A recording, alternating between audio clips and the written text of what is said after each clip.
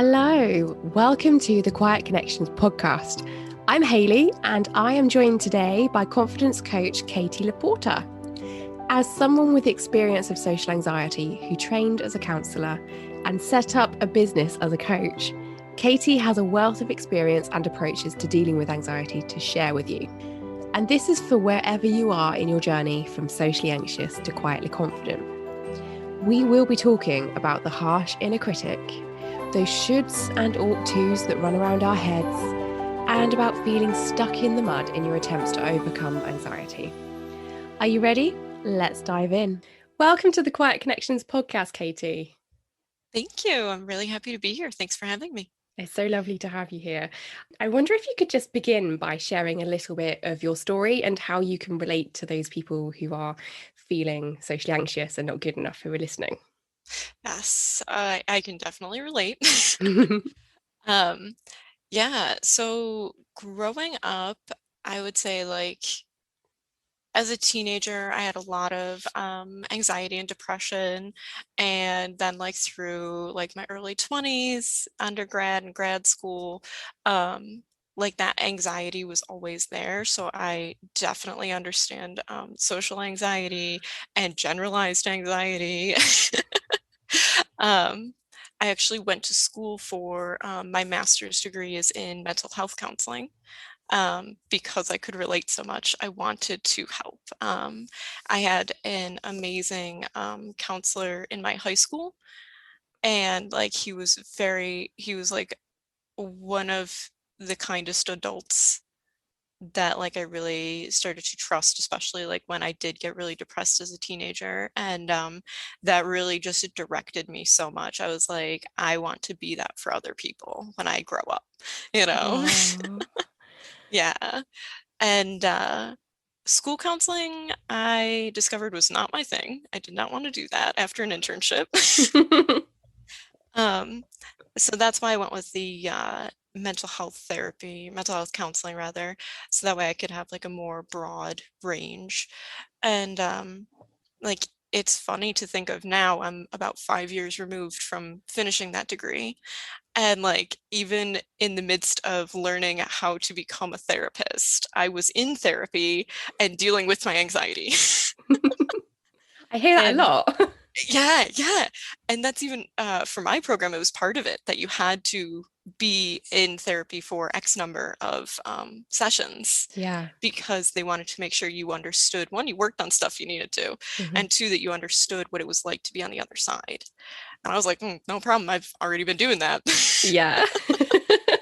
But yeah, that sense of social anxiety, in classes, it was so funny that for a long time, people in my classes, so the other, grad students, they would tell me oh, you're so smart, you're so wise. You only say when you talk during class, you say such important and deep things and da, da, da.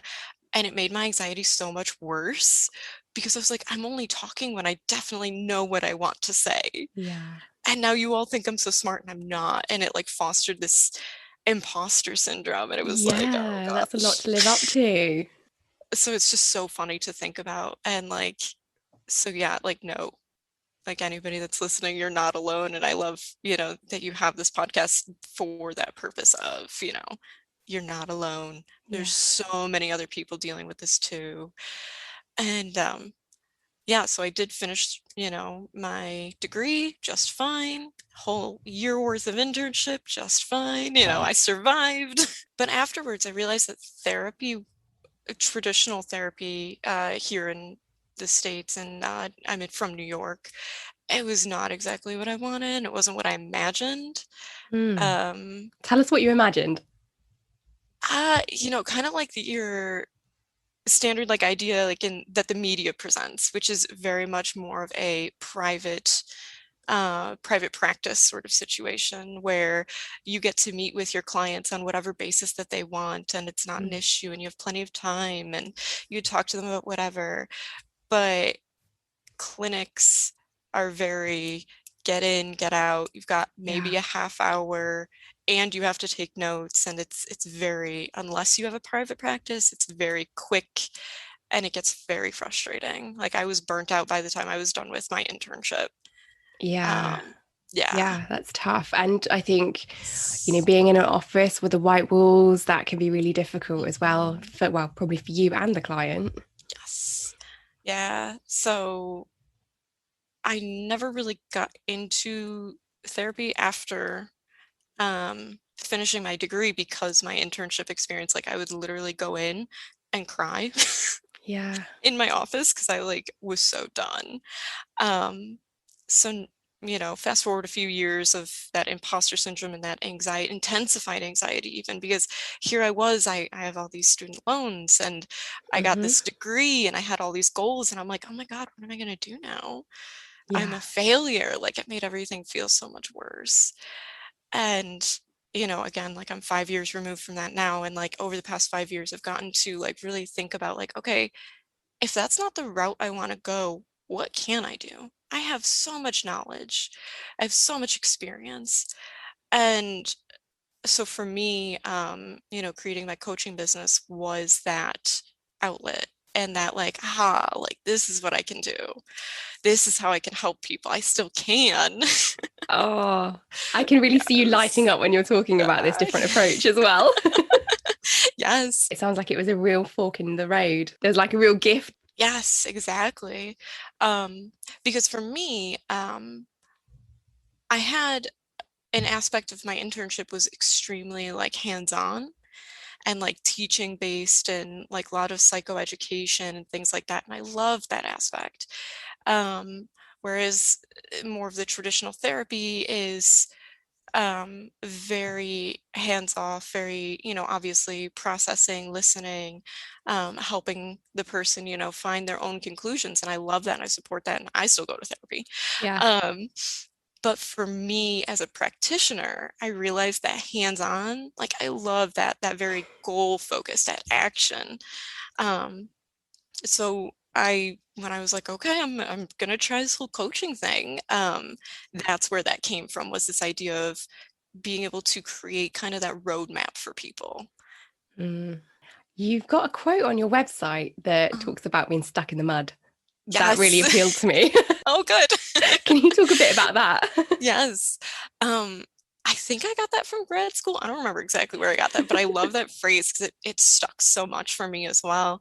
Um, this idea of like when you're depressed or anxious, things like that, like it feels like you're just in the mud, like Mm. you're like thinking about like in your head, like just sinking in quicksand or mud, just stuck, Yeah. you know? And my whole thing, and I do mention that on my website, is that going to therapy for me anyways, and all the people I worked with and going to school for it made me realize that like getting out of that mud is something you have to do yourself, Yeah. and even going to school for it and everything, I realized like nobody's going therapy wise, like nobody's going to give you, that roadmap, that, handbook, that, Yeah. they'll sit in it with you. That is the goal. That's how I look at, traditional therapy is having that person to sit down in the mud with you and hear you and feel that, you know. But then you have to figure out, okay, now I need to stand up. Now how do I get out? And that's what I'm all about is I know how much that sucks Mm. to be sitting there and feeling lost. Like you can't see the end of the mud. It's just like, why even get up? Like it's just mud forever. Why try? Or I have tried and it hasn't been successful, and just the defeat and like, because anxiety and depression, they're both like very um, cyclical. Like it perpetuates itself. Mm. Um, and that's one of the first things that I go over with people is explaining the cycle of anxiety. You know, that first time that, you know, you go to make plans with somebody or do something and you feel that anxiety creeping up of like, oh God, like I haven't been to that town. What if, driving is my favorite example.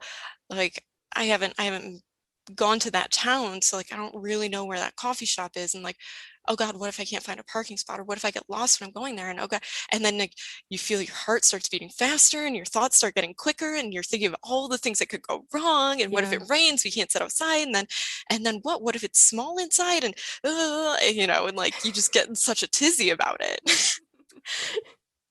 So then you just don't go, Yeah. right? Thoughts, feelings, actions. Yep. It's a big cycle. Yep. And you're like, you know what, I'm just not gonna go. That'll fix it. That'll make me feel better right now. That'll be easier. Even if my friend thinks I'm a jerk, honestly, that's better than how I feel right now. Yeah. So then you cancel, and then you feel like a jerk, and then you feel guilty. You're happy you didn't go, but now you're sad you didn't go, and you're mad at yourself, and you're such a bad person, you're a bad friend. And then it Yes. just perpetuates. So Yeah. then you try to make plans again, and then the same cycle. Yeah. Sounds like you're very much talking about the inner critic there as well. Yes. Mm-hmm. Yes, the inner critic, that voice, that's how I like to say it, because like I don't think we are mean to ourselves. I don't like to put it that way, but there is that sense, that person within your head, that, you know, voice in your head that's just always, if you're somebody that suffers from or with anxiety and social anxiety and those different things, there's that voice that's just kind of like, are you sure? Do you really want to do that? Is that really a good idea? Do you know what Yeah. kind of face you just made? Like all of those little like nitpicky, like, oh, that outfit, you think you look nice in this? This is a bad idea. Yeah. And it's just overwhelming. Like, be quiet. Yes. You talk about having Mean Girls stuck on a loop in your head. Yes, essentially, yeah. Just that constant like bullying, like just nitpicky, you know, and I want people to know that, like, I totally get that. Like, I've been there, I've felt that. Um, and that's why I love doing this so much, and that's why so I've got like a boot camp that I do, a confidence boot camp. That's what I call it. Because it's quick. And that's what I think of when I think of like boot camps. I think of like quick and dirty. And I'm like, Yeah. that's what I want. And yeah, just teaching people how to recognize that inner voice, that critic, and like, so once we can recognize it, we can identify, once we understand anxiety, how it works, once we can identify that voice, we can personalize that voice and say like, okay, and like start to treat that voice as, you know, in a sense, a little separate from ourselves, to be able to look at it Yeah. and say like, is that real? Is that true? Yeah. Okay. And then to be able to make a informed decision, essentially. Yeah. And I like the approach where we look at what other wisdom is within us as well. Because, you know, if you've got this one voice, there are obviously other voices there too. They might just be a bit Yes. quieter. Yes. Yes, exactly. And like being able to give them more attention. Yeah. Like I love that. And, you know, teaching people to one of the big things that I say and that usually strikes people is like, you're the grown up now. Mm. You know, like a lot of us deal with a lot of stuff growing up where, you know, adults tell us things that, you know, maybe they don't generally, I assume adults don't mean to harm children, right? That's Yeah. a core value of mine. Um, but things that they say like, you know, coloring. Hmm. Oh, you can't color that way. You can't do that. You know, like simple little things growing up that you hear. Um, you know, comments made about our bodies by adults around us, Yeah. you know, feedback from teachers. Like if you're really proud of an assignment, turns out you totally misunderstood the assignment, you did the whole thing wrong, and then you failed. You feel dumb and stupid and, you know, like a failure, Yeah. but maybe you just didn't understand what was expected of you, you know? So like it's Yeah. all these different messages we get that we internalize. And again, from our parents as well. And so my goal is to work with women in their 20s and 30s. So like, you know, generally younger women who are, you know, like that's kind of like the when you're really feeling out what is adulthood for me, what does this look like, you're getting like a lot of the stressors of society of, career, settle down, have a family, maybe that's not what you want, like there's all, oh my God, the anxiety from society alone, all those shoulds and oughts. Yeah. Ugh. Yeah, definitely. And at that point, we need to start looking within and going, okay, well, what do I want? Forget what Mhm. society tells me I should have. What is it Yes. that what's the path that I want to walk on? Yes. Yeah. And like just encouraging women to, feel that and like own that and like you can do whatever it is you want to do and that is okay. That is good. Yeah. You might want to take a moment to reflect on it, but what does the phrase quiet confidence mean to you? I love that phrase. I do. I feel like for me that is actually like how I kind of view or would define confidence itself is like this, it doesn't have to be something that's loud. Mm, So the way I define confidence is in a sense quiet because the way I define it and look at it is that feeling of I am okay regardless of what's going on, even if life around me is not okay. I am okay. And even if, I'm having a moment where I'm not, I will be. yeah. So that's what I like. I know I'm using the word in the definition, which is wrong, but that's what I think of when I hear quiet confidence is that internal feeling and knowing that I Mm, am okay. I will get through this. I will be okay. And I am okay. yeah. There's a lot of trust in that, isn't there? Yes. Yes. Yeah. And that's, yeah, when it comes to confidence, I think, because there's so many ways to think of confidence and view it, Mm, body, um, you know, and I feel like that's generally where people go when they hear confident, is feeling confident in my skin, mm, right? And I think about it in a much more holistic way. Like, yes, that's important, but you also need to be able to feel confident in your decisions, yeah. in your relationships, in, your opinions. Um, and that takes so much trust in yourself. Yeah. I guess like that's my big thing and like why I focus so much on the critic talk, because I feel like that is that piece of yourself that kind of just undermines you and teaches you to not trust yourself. Yeah. Would you say that's the biggest thing that's got in the way of your confidence in the past? Definitely. Yeah. Is that little voice of, if you ask that question in class, everybody in the room is going to look at you.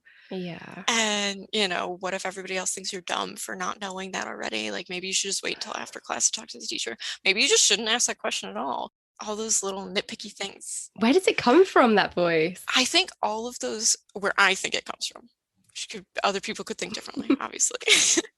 I think it comes from what I was saying before, is like all those messages that we pick up on from others. So growing up, the adults in our life, Mm, then our peers, good and bad interactions, because even good interactions can be negative. I do want to point that out. I think that a lot of people skip that. yeah. Um, what feels like a positive interaction may be something that encourages not bad behavior, but unhelpful behavior. Yeah.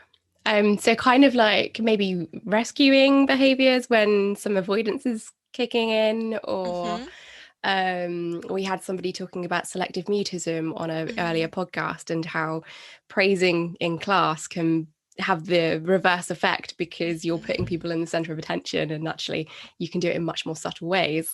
Yes. Yeah. Yeah. And there's so many examples. Weight-based comments. Hmm. Oh, you look so good. Um, that could encourage somebody to have their disordered eating. Yeah. Just being mindful of things like that. That's kind of Yeah. something that I encourage to others. Unless somebody brings something up, maybe not comment on it. or maybe ask a question prior to. But yeah, absolutely, rescuing behaviors can, encourage that avoidance cycle. So yeah, thinking about all those things. So I think all of that influences, and society as a whole, media, Yeah. social media, oh my God, society, where we get all those messages, all of those shoulds and oughts. So Um, shaming, isn't it?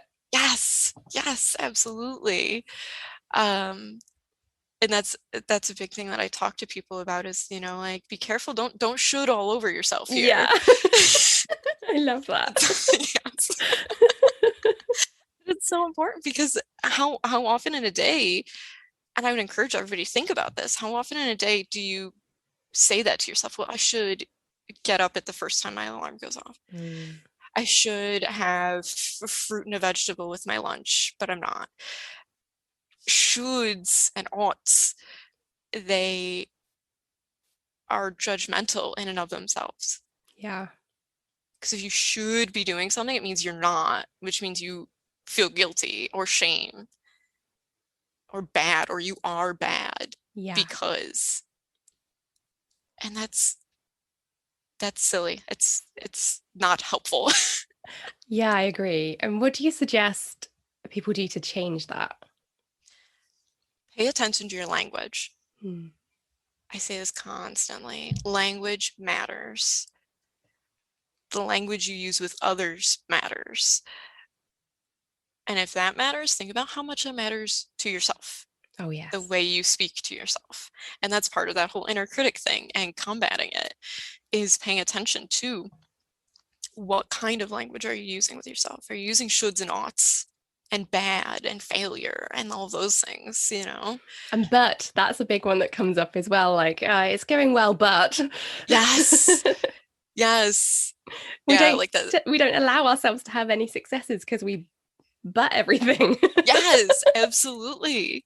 Yeah, and I've said that to people. I don't know where I heard it, maybe a book or something, but the idea that when you use but in a sentence, you're essentially saying everything I've already said doesn't matter. Oh, yes.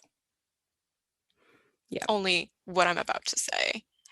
And like if you're doing that, like stop and pause and like, does the first half of the sentence make sense and is it important?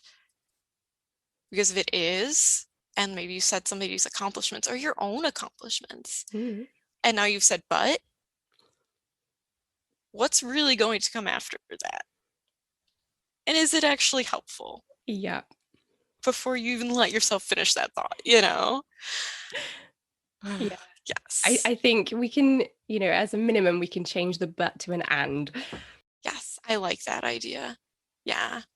That's so helpful. There's an awful lot in language. I feel like that's a really good place to begin making these changes for yourself. Just get really mindful of the words that you're using and the Mm-hmm. small adjustments that you can make.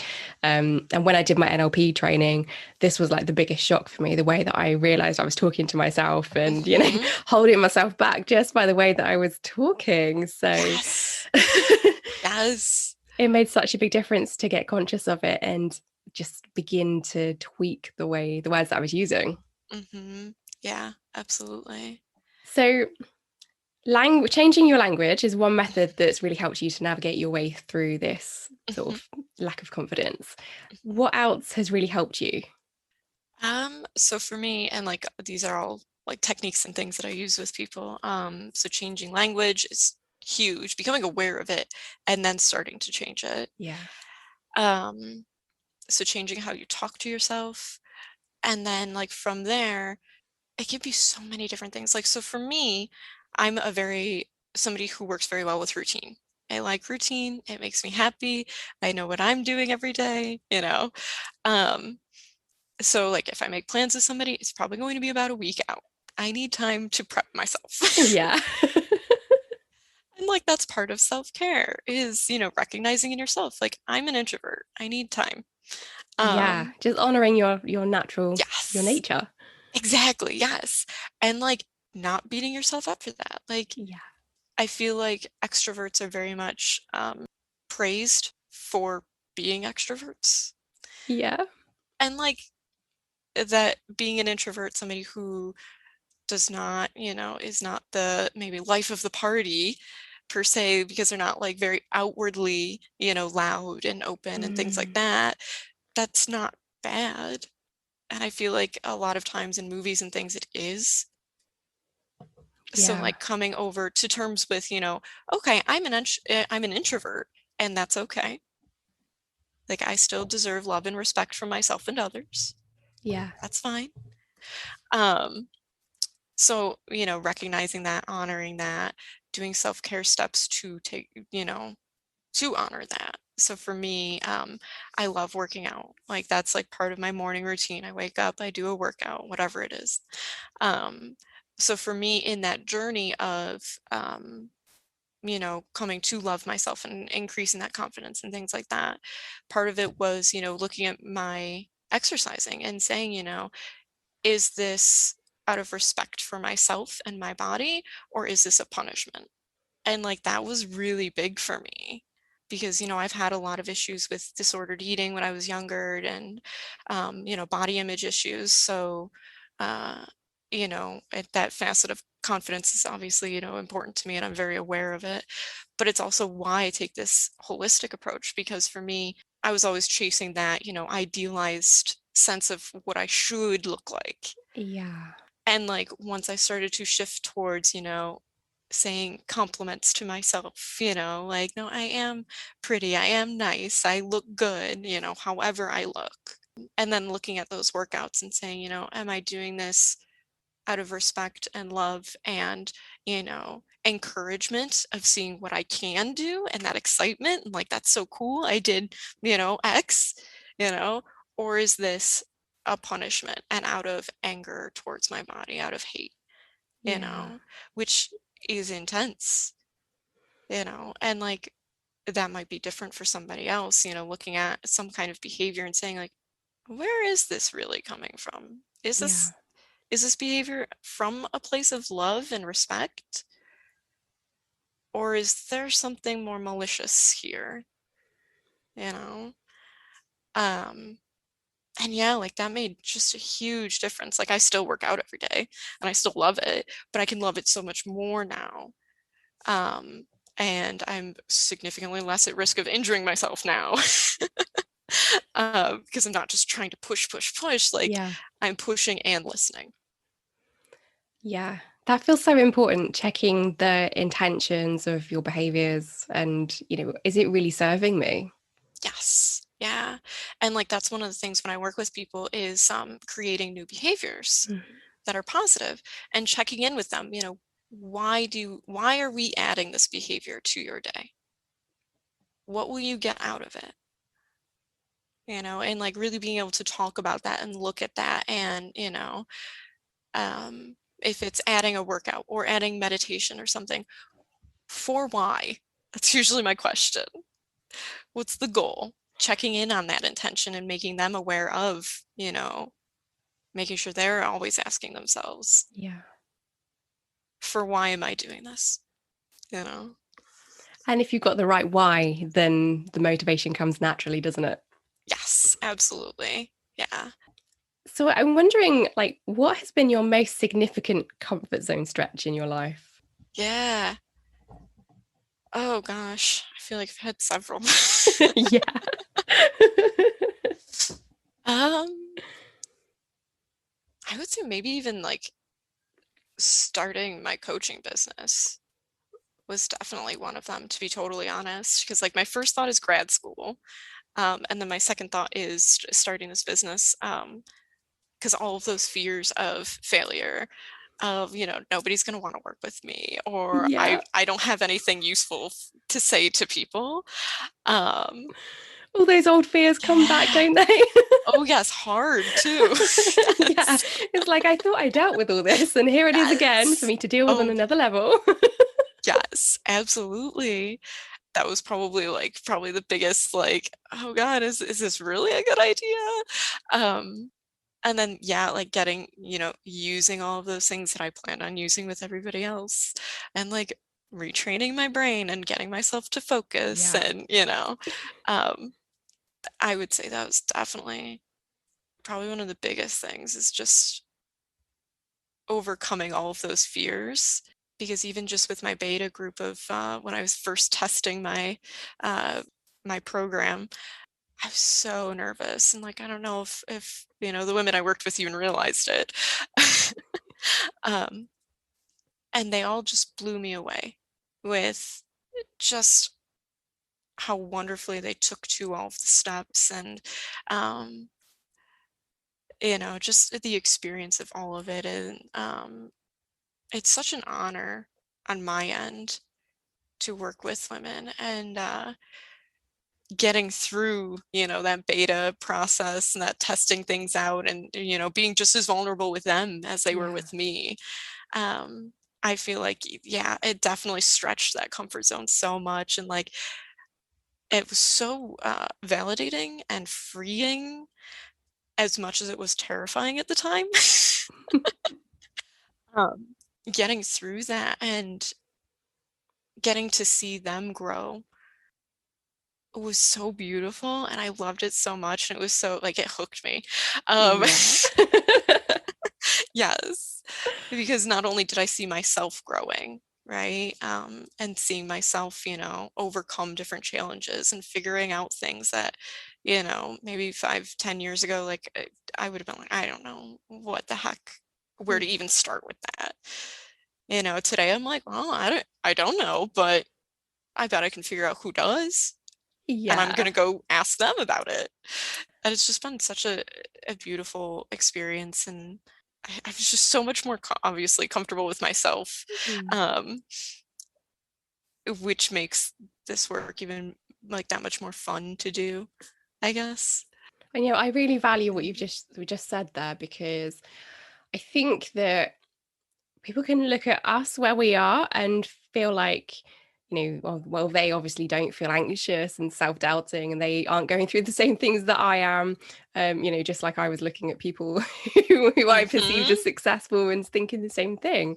Yeah. But really, that anxiety is normal. It's just a human emotion, and we all do experience it. And the self-doubt, and it doesn't matter where we are in our careers, we're kind of Yes. experiencing these things on different levels. Yes. Oh my gosh. Yes. I'm so glad you said that.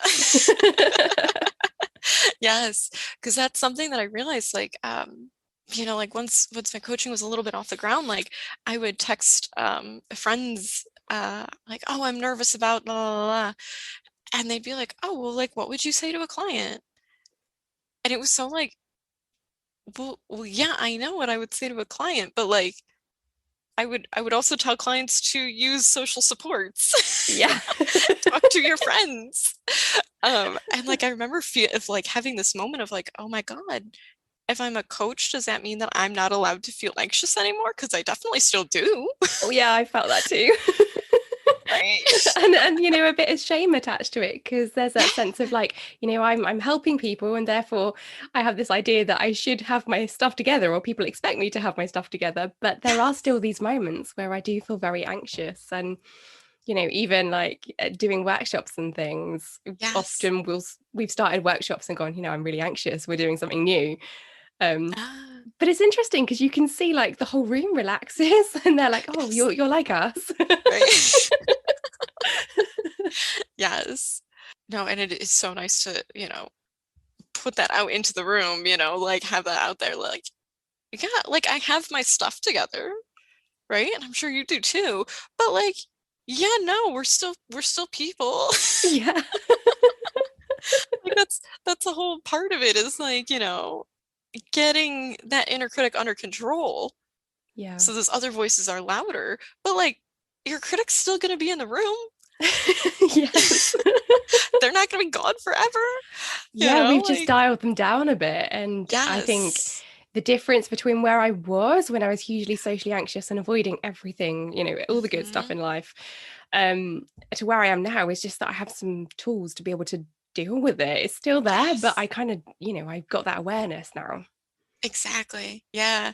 And that's like what I tell people is like, going through my program, like, you're not going to be like never anxious again, or like just think you're the bomb.com. Like, it might not be like a 0 to 100 thing, but you're going to have all these tools. And that's exactly what it is like looking for what helps you.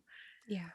And, just establishing that sense of trust, that foundational relationship with yourself. Like, yeah, I definitely still get anxious when I drive to a town that I haven't been to get coffee with somebody. I will definitely pull up Google Maps and put Hmm. on the satellite thing so I can figure out where their parking lot is. And if I have to park on the road, all right, what are my options? I do that so that way when I'm driving there, I'm okay. Yeah. Like I've figured out like what works for me. I'm still gonna go and I might go 15 minutes early, to make sure that I have extra time to calm down, use breathing, Yeah. talk myself through. Like I'm still a person. I still need to do those things too. It's part of why I like teaching those things because they're helpful. Yeah. Oh, that's very refreshing to hear. So, what's inspiring you right now? Maybe you're reading something or listening to something that's really, captured your attention. Um, so I'm not gonna lie, I read a lot of fiction, so none of that is like that inspires me in its own way.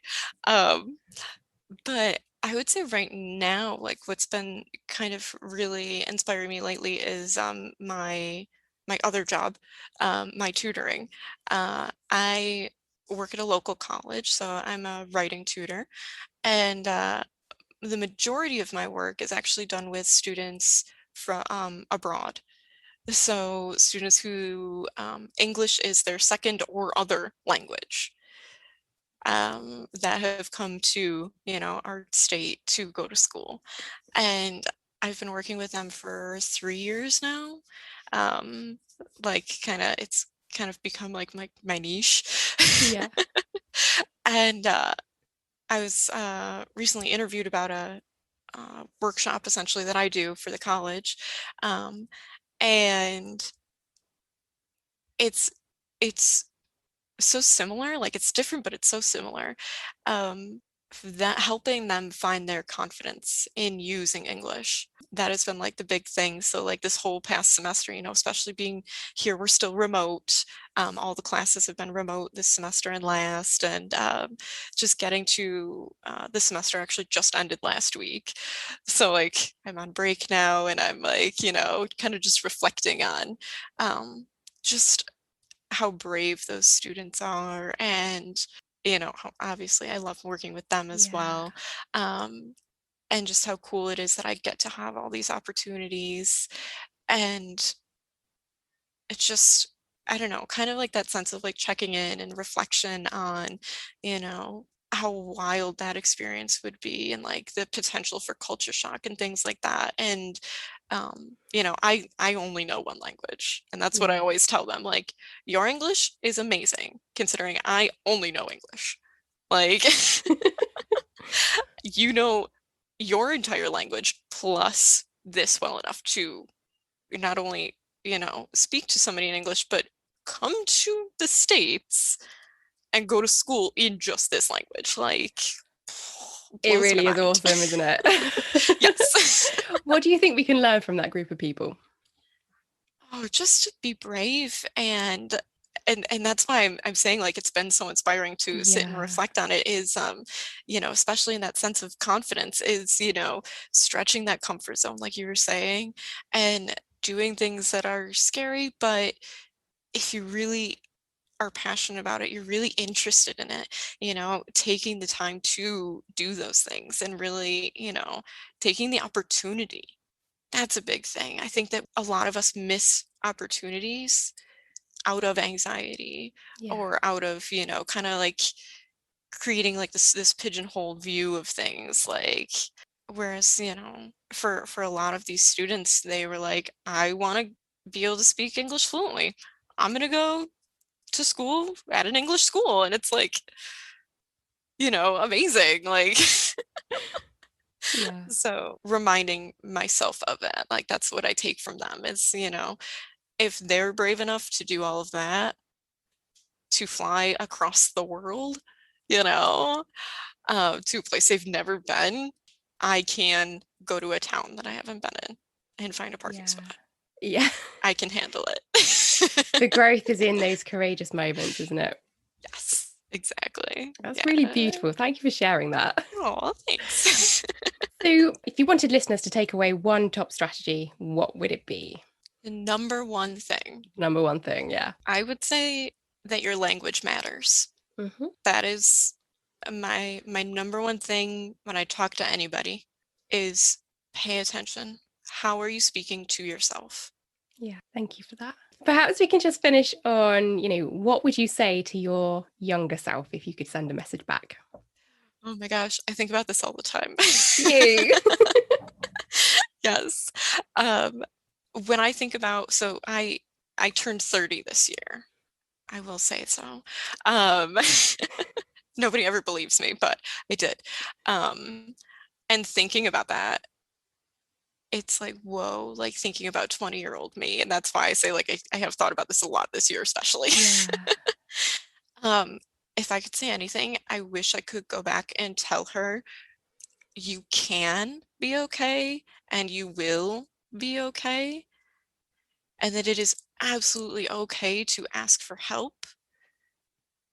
And even if the help you initially receive is not helpful, keep asking, keep Yeah. looking. Because I feel like that's what I had a really hard time with, was just asking for help to begin with. Yeah. And then, finding those healthy relationships that stuck. That can be really hard, and it can be traumatizing at times trying to find them. And, that idea that, like keep going, even though sometimes it really sucks. Mm. Keep looking, keep asking, keep being, be aware, create boundaries. uh, but keep going, and just know that, like, if you keep doing the work, you will get there. That's such a heartfelt message. Yes. And I feel like that's such an important thing for people to take away as well. Like the first person that you come to, the first therapist or counselor, whatever it Yes. is, Yeah. that might not be a good fit for you. It wasn't for me. Hmm. Um, and that kind of, was the end of my support. And I didn't feel like I could go and seek it because I was like, well, that confirms it. There's something wrong with me. But there Yeah. wasn't. It was just a bad fit. So Yes, exactly. they're just, like you said earlier, they're just people as well. And they've got their own stuff going Yes. on. So it's not necessarily Yes. about you. It's, Exactly. just not a good fit.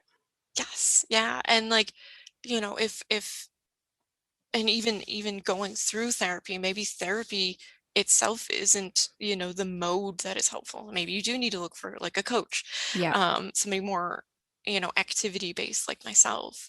Um, yes, like staying open to paying attention to, like you said, like, okay, if this wasn't a good fit, it doesn't mean, like you said, like you're not broken. Yeah. It just wasn't a good fit. And it's just time to look for another one. And like that's totally fine. That's part of the process. That's part of life. I'm sure we've all made that one friend that we thought was really cool when we first met them. And then like after a while it was like, man, like, no, it's not a helpful, useful, fun relationship anymore. Yeah. Yeah. People change. We're growing and learning moment to moment, and we grow and we might grow apart from other people. So it's okay to let people go as well. Exactly. Yes. Yes. Yeah. And giving yourself that permission. It's okay. Yeah. Thank you so, so much for coming on. I feel Yes. like we could write a book with what you've shared today. It's amazing. Thank you. Yeah, an absolute joy talking to you. And thank you so much. Do you want to just share Yes. where people can connect with you if they'd like to? Yes, yes, absolutely. So if people want to connect with me, they can go to, probably, honestly, I have an Instagram and stuff, but I don't honestly pay attention to it. I'm terrible. Um, so if people go to my website, which is coachingwithkt.com, so coaching spelled out with WITHKT, just the letters, .com. Um, they can go there, and there is a contact form on there. So if somebody wanted to schedule, just a free just kind of chit chat, get to know each other. If they wanted information, if they want to contact me about whatever, that is the easiest and best way to do it, is through my Fantastic. website. Okay. Thank you for sharing. Yes. Wow, it's been an absolute pleasure talking to you. Yes, thank you so much. This was so much fun. I really appreciate it. Oh, thank you. And thank you for tuning in. If you've been struggling with any of the challenges discussed in today's episode, please do join the Quiet community, where you can not only connect with other people, but you can also access free short courses to help you too. Just go to quietconnections.co.uk to sign up. You will also find the show notes for this episode on our blog. Until next time, please stay connected.